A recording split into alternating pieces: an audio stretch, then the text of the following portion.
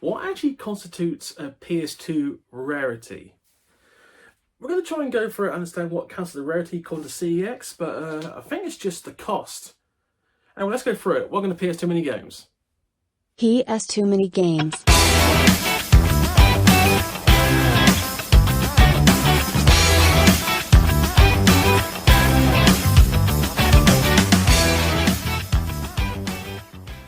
Hello guys, welcome to PS2 Mini Games, the channel that has an opinion. This week's opinion?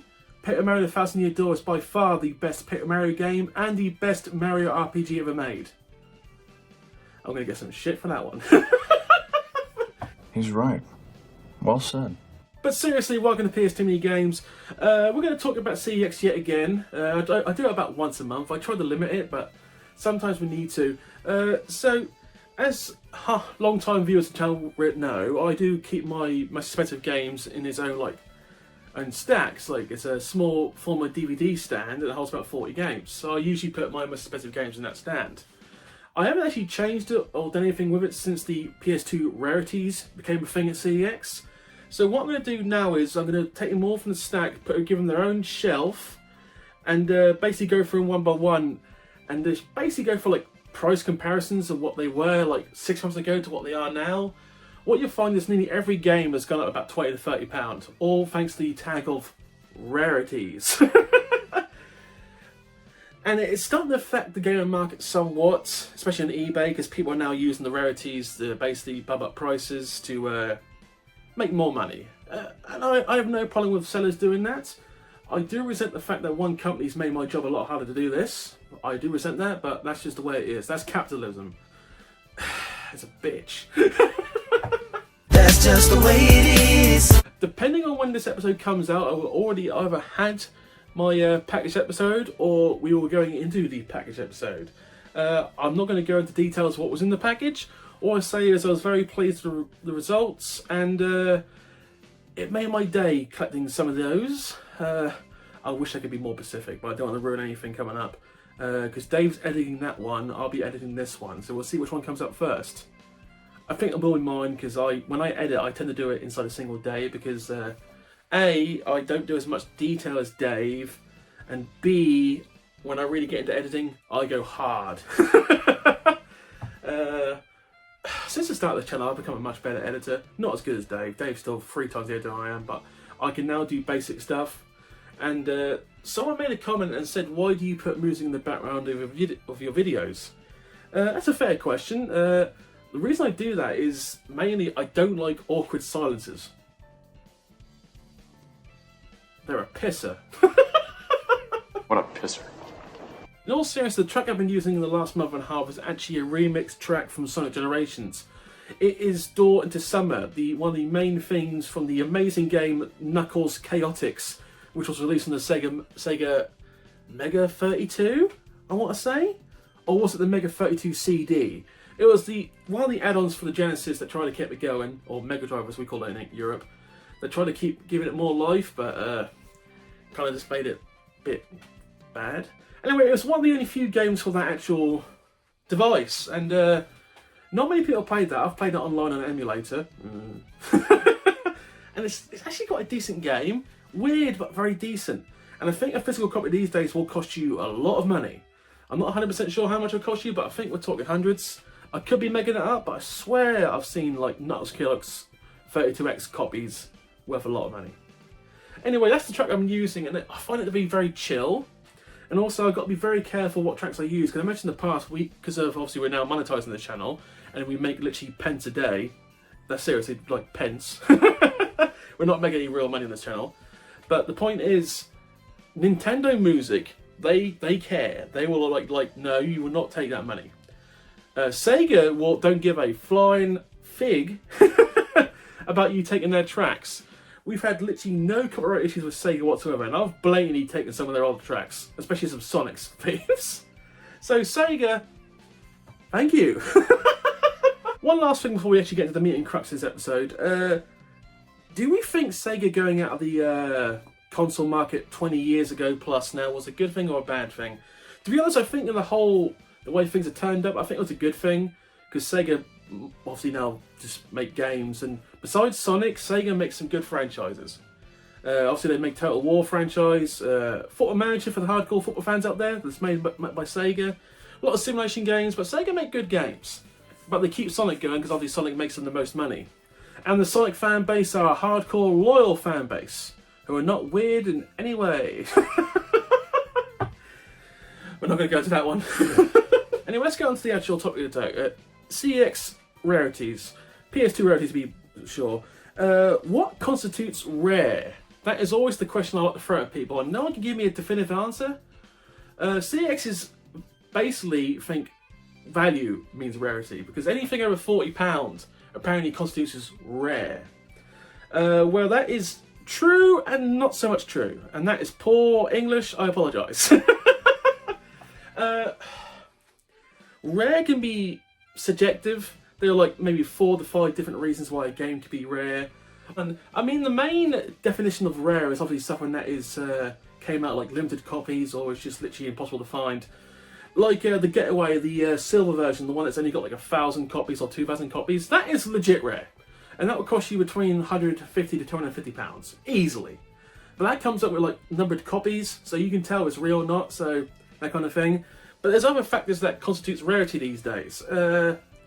Genres constitute rarity these days. For some reason, horror seems to increase the price of any like game, just basically because it's a horror game. The amount of horror games worth over £50 for the PS2 I have to collect is ridiculous. And you can't tell if they're good horror games or bad horror games. It's just the way it is. That's just the way it is. Oh yeah. For some reason, horror is by far one of the most popular genres in all gaming. And I've not got no problem with that. I've never been the biggest horror fan. But the amount of horror franchises on the PS2 that are not only reasonably good, but actually kind of hold up, there's quite a lot of them. The other one will be RPGs. RPGs will gain value randomly. And it's not because they released in rare quantities, they really weren't. It was just a simple case of what's hot and what's not. Persona 3, right? Since they made the remake came up, Persona 3 value went down off a cliff. But now, since the rarities is starting to come back again, and we'll get into that later, but it's like, when I bought Persona 3 a long time ago, I think it's before the actual channel existed. It was part of a bundle, and it was by far my most expensive game for some time. And since then, it's like in value because of that remake. But obviously last month, and I'm not one who cares about the value of games. I collect these because it's a hobby and I genuinely want to see if I can do this. But sometimes the value of games is ridiculous. Another thing that not so much annoys me, but it's just true, is like manuals. And I've been through this before. That paper manual I mentioned before will add £30 or £20 to any of these games because of the paper manual, which is, yeah, I understand how the paper manual is important, but 20 quid? Tenner? Yes, 20 quid is excessive. It really is. And I resent the fact that most of these manuals will add significant value to a game because so much emphasis is put on the manual. And yes, manuals are important, but not like monetarily massively important. That is a concept that I am annoyed by. But obviously, we as collectors, I can't say this word properly. Perpetrate? No, that's not it. Fuck it, move on. We as collectors force that ideal of everything has to have a manual. And I like collecting manuals too. I prefer games with manuals. But if I had like a cheaper game without a manual, I don't entirely mind that. Like all these FIFA games, they ain't got a manual I couldn't give a rat's behind. And I'm sure some of these 50 pence games probably don't have a manual. Not a deal. As long as I got the physical game, I'm happy with it. But any game over a certain price, I probably do care if it has a manual. Yes, I probably do. And some people like screaming at the camera. It's like, you're not a true gamer. You don't collect everything with a manual. It's like, yeah, we're all different. We all have opinions. Please just accept my opinion. You don't like it, I'm sorry. That's just the way I feel. Anyway, we're going to throw a commercial break in there. We're going to go through the games that apparently are classed as rarities by CEX. And we'll mention some monetary valuations. I'll see you on the other side. Hi, I'm Nigel Mansell, and you know, I'm not the type of guy who buys his family presents that he really wants for himself. That's why I bought my wife Nigel Mansell's World Championship game from Nintendo. You have to choose the right tyres, pit stop, and race against the best drivers in the world. It's just like the real thing, and my wife loves it. Right, darling? Hi, it's very realistic, Nigel. My little girls love it too. Right, twins? Completely true. Hey, even my dog loves it. Right, Fang? Woof. So, there you have it. I think it's a wonderful game, and if your family's anything like mine, they'll love it too. Right, girls? Right. Nigel. Woof. Nigel Mansell intentionally turns to Nintendo. Shablagoo, and we're back. I'm going to keep running with Shablagoo. It makes no sense to me, but who cares? So as you can see here, there's a spare shelf, a main shelf. There's one real reason I'm putting them on the shelf now rather than like putting them in my stack, and you'll see in a short while. But obviously, goes out to say it's like games like this, like Dragon Blaze, right? I think you're now going to pay $150 to $140 for this, apparently. That's always been over £100, but now it's like £150, so it's always going to be like fluctuating, but ever since the rarities turned up, it's just gone up and up and up and up. Followed by Echo, as you saw, I think these are Echo. I bought this from Retro Chef, if memory serves.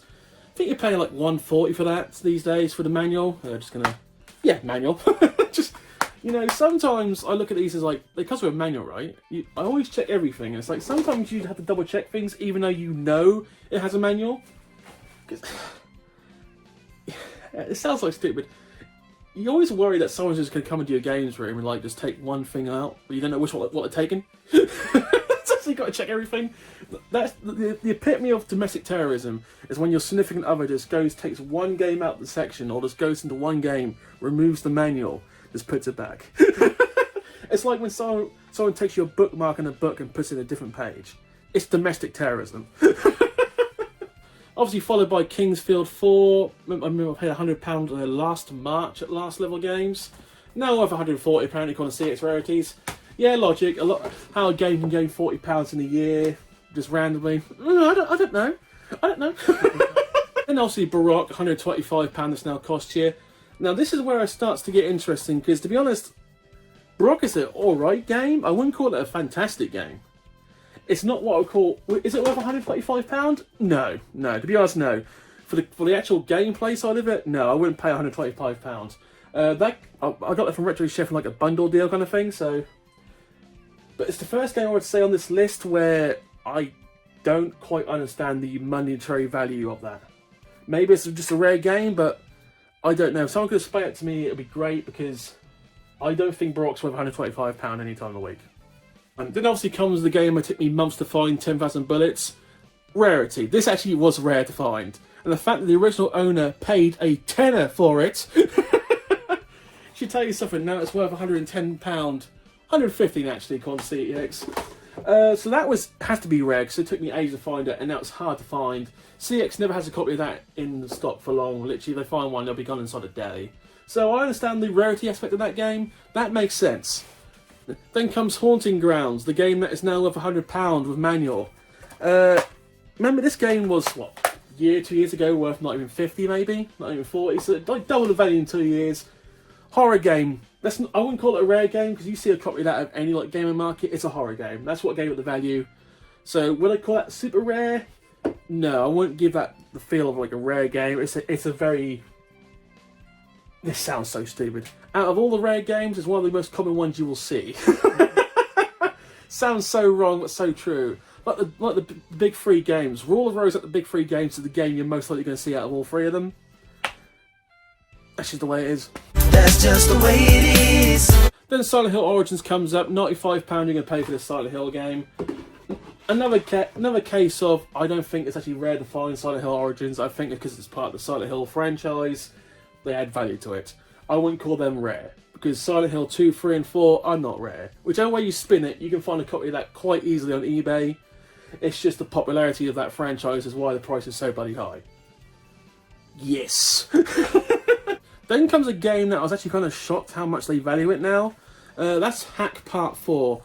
For those who remember, literally the week before I started this channel, I went to Doncaster Gaming Market last year with Dan, and I managed to find all 4 hack games in the same day. Combined value of that day, I believe I paid $170 for all 4 of them combined. This is now worth about £90 apparently, according to Cex Rarities. That's the most it has been since I bought the game. So for some reason, Hack 4 is now a game that people are like hanker for, and I don't understand why suddenly that's gone through the roof. I think it's one of those games where the rarity title is giving it much more value than it actually probably worth, and I don't think that will go above £90. I'll probably come down in value at some point. We'll say one thing though, all the other Hack titles not really gaining that much value, it's just that one. And also being part 4 that probably is the rarest, so kind of makes sense. Next comes Secret Agent Clank. £95 you're going to be paying for this now. Considering I got it for free from a CX because it's the German version. Ecstatic for that, by the way, thank you. £95 for this. There's actually a story to this because Secret Agent Clank was basically made to be a PSP game. And it mainly is a PSP game, but they made some PS2 copies. I think there's a lot less PS2 copies than there are PSP, so that is actually like rare, like limited copies kind of thing. So that actually kind of makes sense. £95? That's getting about £20 overnight thanks to that rarity. So that's one of those games where overnight it gains value. Hilarious. Then obviously you've got Blood Will Tell. I believe it's £90 for this. I could be wrong for that one. Once again, Blood Will Tell came in that bundle with a lot of the expensive games. The one I got from Lucy, friend of the channel. Thank you, Lucy, once again. One of those games I've never seen until I actually got the copy, so probably is rare. That's all I got about that. I literally know nothing about Blood Will Tell. I need to play it though. It's one of those games that I need to get around to. Then comes Soul No Man and the World Enders. £75 playing for this. Bearing in mind I picked up from 40 from last level games last year. Significant increase in value. An RPG. Is it a rare RPG? I don't know. It's made by Koei, and there's a lot of games made by Koei that hold value.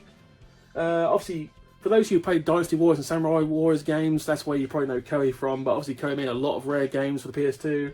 Well, rare games for the PS2, you know what I mean? So, probably made very well. Need to get around to that one too. I have not played that RPG.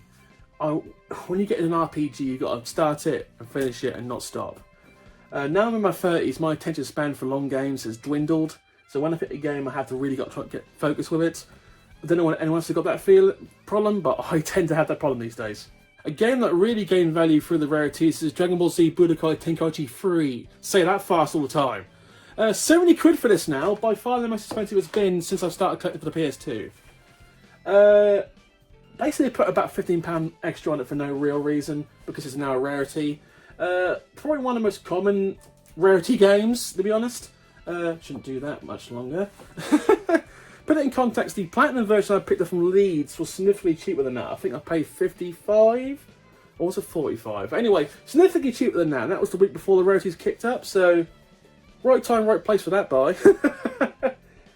The next game market should be interesting, because I think it'll be the first game market I've been to since the rarities turned up, so we'll see what the valuation of prices are at that fucking market. Shadow Hearts, now £65. Another game where it's like RPG, good RPG, probably the most it's worth, and sometimes 65. That's about right. Nothing else to really say about that. Good RPG, recommended. Next game on the list kind of accentuates the difference in overnight prices. Forbidden Siren 2, I paid £50 for this not that long ago from CX. Now you're going to pay 65. With obviously 65. By the way, these valuations are these are the with manual, not mint valuations. So in other words, these are like the mid-range. There's probably some games here that I would class as mint, but I don't want to keep that like high peak valuation, because what you class as mint, I might not see as mint. And like CX, because everyone's got different opinions on mints. There's 2 games in this that I actually class as mint, but everything with manual kind of thing. So yeah, but £15 worth £50 more than it was 3 months ago. And here comes Shin Megami Tensei Persona 3. You're going to be paying roughly £65 for this now. Considering when I first got it, it was like £80, like £70, then went down to like 45, now back up. It's going to fluctuate. Very good, obviously, Shin Megami Tensei game. Got his remake. If anyone's never played it, play it through. Either sub or dub, I think both versions are very good. It's one of those games where you start, you have to finish it. You can't stop. If you stop, you will get sidetracked. Simple as that. Okay. Now the next game is actually weird. Okay, so Clock Tower 3, right? When I bought this version, it was £40, right? Then like a month later, it went down to £30. Then now, 4 months later, you're now paying £60. If any game has gained massive value through rarities, it's Clock Tower 3.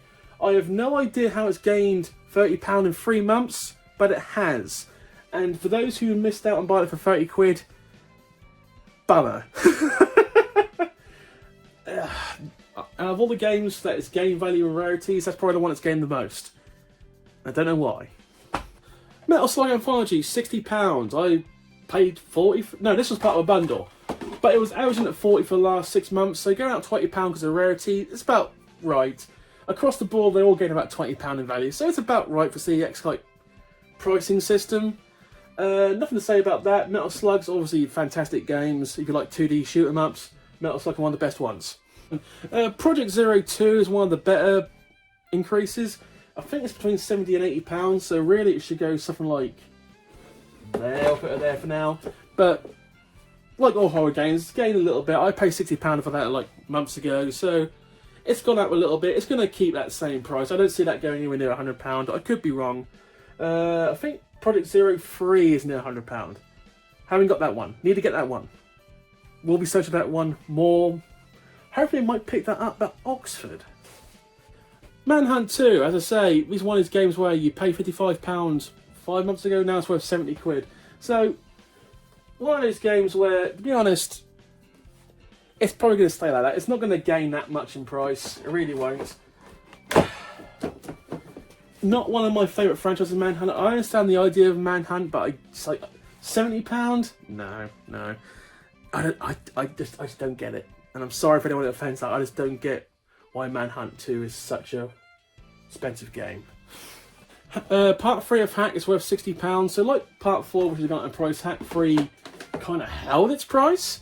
Didn't it go up massively? So it's weird how Part 4 went up massively, but Part 3 kind of like, you know what I mean? It's that kind of, I'm trying to understand what the difference is. But obviously, for those who work for CEX, if someone could explain to me the stratagem, that would be great, because I like to know the stratagem. If it was like a genuine strategy, then I'll be like, okay, I understand that, but no one can honestly tell me what CEX do for their like pricing strategies. I'd love to find out one day. I really would. The next game that's really gained value in the last 6 months out of nowhere. Curse the Eye of Iris. I don't know if I actually paid that £5, but I wouldn't put it past me, because when I bought this game, it was just one of those throwaway games I bought for the collection. Now it costs 60 quid. You'll be paying £60 for Curse the Eye of Iris. Iris even. I can't know how I bought that, but I swear it was one of those games I didn't pay much for. And I would like to know why it's gained such value in the last 6 months. £60 for that game out of nowhere. Seems a bit like it's been forced. Are you a Tengai fan? I think I'm a Tengai fan. Simply put, paid £50 about 2 months ago, worth £60 now. So that's a fair increase. That's not a massive increase. That's acceptable. That's all I've got to say about that. Now, Wild Arms 4, I bought this in Scotland for 55. It's worth 58, so it's actually held price. Hasn't gone up massively, hasn't come down massively. So that's kind of interesting. So apparently I paid at the top of its value, like Scotland, 6 months ago? Huh. Strange. Next comes Harry Potter and the Philosopher's Stone. If I was going to say one game you could have a good chance of finding at a charity shop, because I don't know how much it's worth, it's probably Harry Potter and the Philosopher's Stone on PS2. Because obviously people think Harry Potter games aren't worth much, so they just trade them into like charities. You'd be surprised the amount of times that turns up at a charity and people are like, just flip it and get like £40. £55? It's about what it used to be worth, so it's gone back to what it was worth about a year ago. So, okay. What you find is the remaining games haven't really gained that much value. Neo Contra, now £50. Was around that £40 to £30 kind of feeling, so that's fair enough.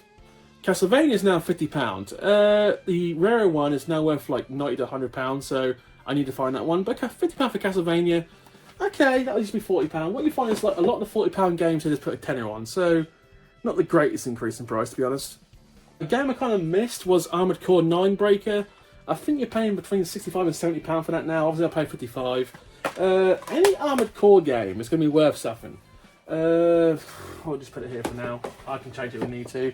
The same can be said for Armored Core 3, between £50 and £60 for this one. I've never been a massive fan of the Armored Core franchise, but it's a lot of people like it. They are generally rare games, so more power to you. So the rest of these games are worth £50. This is pretty much what I got left on that apparently count as rarities. This is the reason I've gone for the shelf, because this case can't fit in the actual rack. And Metal Gear Solid 3 Substance, or Subsistence even. £50 for that game. Metal Gear Solid 3, amazing game to this day. Marvel vs. Capcom 2, one of the best, if the best fighting games in the world. Fight me on that one, literally. Dragon Ball Z Infinite World, £50 game again. Not the best DBZ game, but it's still popular. The normal copy of Silent Hill 2 will give you had to pay £50 for that one, so another game that goes on the shelf. And the last four, Yakuza 2, 50 quid. Yakuza franchise obviously still very popular this day and very good games. Resident Evil Survivor 2, reasonably good game. Not the best Resident Evil, that'd be Resident Evil 4. Parappa the Rapper 2 will cost you 50 quid or 45 quid, one of the two. Is this a rare game? Because I don't understand why it's so fucking expensive. And Fire Pro Wrestling has gained value out of nowhere with what looks to be clearly not Lex Luger. Trying to fight off some kind of luchador. But anyway, £50 for that one. But there is one more game to go on the rack. So the last game to go on the rack is Rough Trigger, the game I literally got a month ago from Last Level Games. £45 that'll cost you. So what you see here is okay.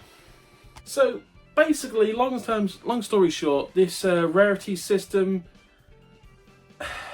yay or nay. I don't know if we. I'll like an opinion if you think it's a good thing to have the rarity system or not a good thing to have the rarity system.